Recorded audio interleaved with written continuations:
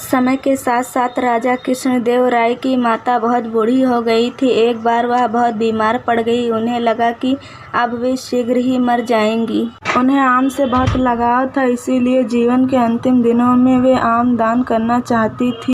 उन्होंने राजा से ब्राह्मणों को आम को दान करने की इच्छा प्रकट की। वह समझती थी कि इस प्रकार दान करने से उन्हें स्वर्ग की प्राप्ति होगी।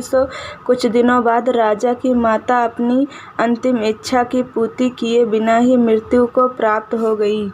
उनकी मृत्यु के बाद राजा ने सभी विद्वान ब्राह्मणों को बुलाया और अपनी मां की अंतिम अपूर्ण इच्छा के बारे में बताया। कुछ देर तक चुप रहने के पश्चात ब्राह्मण बोले, यह तो बहुत ही बुरा हुआ।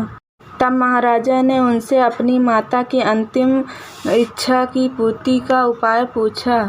ब्राह्मण बोले, उनकी आत्मा की शांति के लिए आपको उनकी पुण्यतिथि पर सोने के आमों का दान करना पड़ेगा। राजा ने मां की पुण्यतिथि पर कुछ ब्राह्मणों को भोजन के लिए बुलाया और प्रत्येक को सोने से बने आम दान में दिए।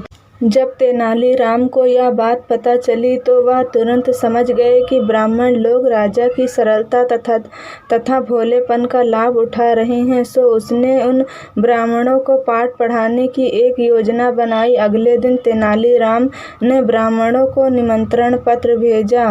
उसमें लिखा था कि तेनालीराम भी अपनी माता की पुण्यतिथि पर दान करना चाहता है, क्योंकि वह भी अपनी एक अधूरी इच्छा लेकर मरी थी। जब से उसे पता चला है कि उसकी मां की अंतिम इच्छा पूरी न होने के कारण प्रेत योनि में भटक रही होगी, वह बहुत ही दुखी है और चाहता है कि जल्दी उसकी मां की आत्मा को शांति मिले। ब्राह्मणों ने सोचा कि तेनालीराम के घर से भी बहुत अधिक दान मिलेगा, क्योंकि वह शाही विदूषक है।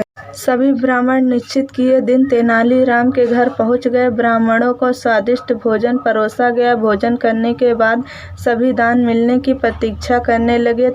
तभी उन्होंने देखा कि तेनालीराम लोहे के सलाखों को आग में गर्म कर रहा है। पूछने पर तेनालीराम बोला, मेरी माँ जोड़ों के दर्द से बहुत परेशान थी। मृत्यु के समय उन्हें बहुत तेज दर्द हो रहा था। इससे पहले कि मैं गर्म सलाखों से उनकी सिकाई करता, वह मर चुकी थी। अब उनकी आत्मा की शांति के लिए मुझे आपके साथ वैसा ही करना पड़ेगा जैसे कि उनकी अंतिम इच्छा थी। यह सुनकर ब्राह्मण बौखला गए। वे वहां से तुरंत चले जाना चाहते थे। वे गुस्से में तेनालीराम से बोले कि हमें गर्म सलाखों से दागने पर तुम्हारी माँ की आत्मा को शांति मिलेगी। नहीं महाशय, मैं झूठ नहीं बोल रहा। यदि सोने के आम दान में देने से महाराजा की मां की आत्मा को शांति मिल सकती है, तो मैं अपनी मां की अंतिम इच्छा क्यों नहीं पूरी कर सकता। यह सुनते ही सभी ब्राह्मण समझ गए कि तेनालीराम क्या कहना चाहता है। वह बोले, तेनालीराम हमें क्षमा करो, हम वे सोने के आम तुम्हें दे देते हैं, बस तुम हमें जाने दो। तेनालीराम ने सोने के आम लेकर ब्राह्मणों को जाने दिया, परंतु एक लालची ब्राह्मण ने सारी बात राजा को जाकर बता दी। यह सुनकर राजा क्रोधित हो गए और उन्होंने तेनालीराम को बुलाया। वे बोले, तेनालीराम, यदि तुम्हें सोने के आम चाहिए थे तो मुझसे मांग ले। तुम इतने लालची कैसे हो गए कि तुमने ब्राह्मणों से सोने के आम ले लिए।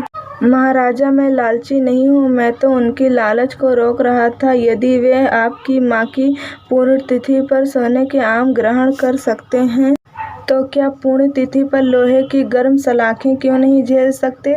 राजा तेनालीराम की बातों का अर्थ समझ गया। उन्होंने ब्राह्मणों को बुलाया और उन्हें भविष्य में लालच त्यागने को कहा। कहानी आपको कैसी लगी कमेंट करके ज़रूर बताइएगा। मिलते हैं अगली किसी नई कहानी के साथ। तब तक के लिए अल्लाह हाफिज़।